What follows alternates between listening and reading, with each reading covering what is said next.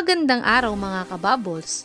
Narito ang aming game prediction para sa first round matchup ng Magnolia at TNT Disc Commissioner's Cup.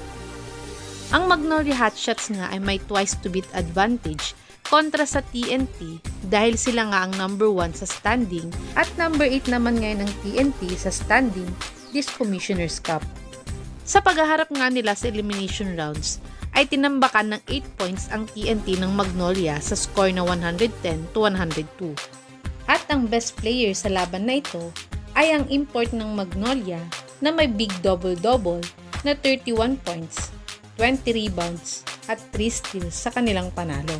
At sa TNT naman ay si Calvin Oftana na may all-around game na 28 points, 4 rebounds, 5 assists at 3 steals sa kanilang talo.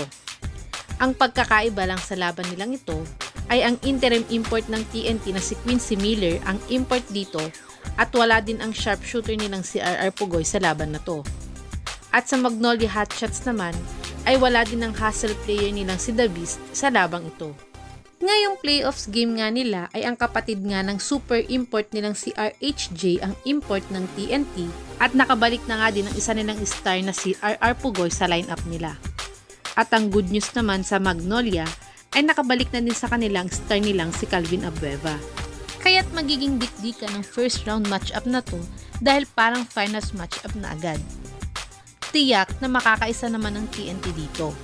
Pero para sa amin ng mga kabubbles ay Magnolia Hotshot sigurado ang a-advance para sa second round ng playoffs.